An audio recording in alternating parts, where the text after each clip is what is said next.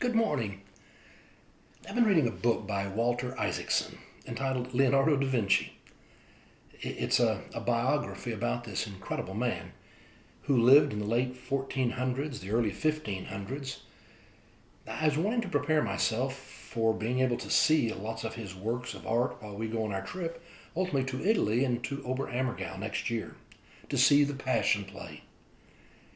But I've been learning about him, and he is truly amazing, a Renaissance man, a genius. He could paint. He was a sculptor. He was an architect, an engineer. He was phenomenal at math. No, he had this incredibly inquisitive mind, always just wanting to know more. But we really think of him so often as the painter. Some of his most famous paintings would, of course, be the Mona Lisa. The Mona Lisa is one of the most famous paintings in the world. You can see it in the Louvre.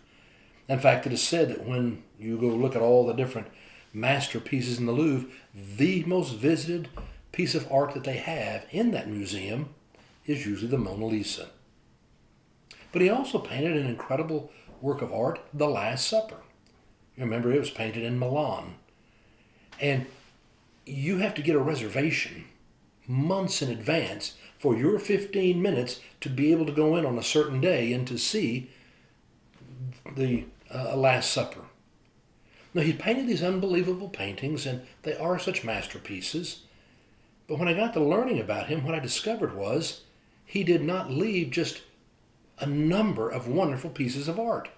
In fact, we have about 15 paintings by Leonardo da Vinci. And that's all. 15 paintings by maybe the world's greatest painter ever. Now, there were lots of patrons who would pay him to do a painting, and he would start, but then he would stop. He would carry it around with him for years and paint a little here and paint a little there.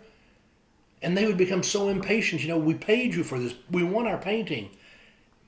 But he was so slow, and quite often he would never complete them. And the reason? Because he was afraid they wouldn't be perfect.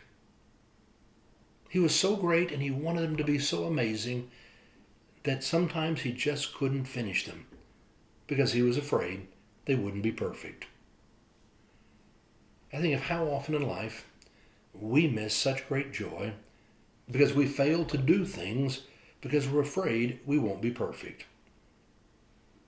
Maybe at Christmas, we're afraid we won't buy the perfect gift, so we don't buy a gift at all. Or we're afraid our house won't be perfect. It won't look just perfect. We won't cook a perfect meal, so we don't invite any guests over. Or maybe you want to paint, or play an instrument, or sing in the choir, and you're afraid you won't be perfect, and so you don't try. I think of how much we miss great joy because we're afraid we won't be perfect. But the baby was born in Bethlehem, not because God wanted us to be perfect. God was coming to tell us that he loved us. And what God asks out of us is not to be perfect, but what God asks out of us is, will you love God and will you love your neighbor? And if we're willing to reach out and love in the best way that we can, then it is enough. It is enough to know joy and to truly create a masterpiece of a life. Have a great day.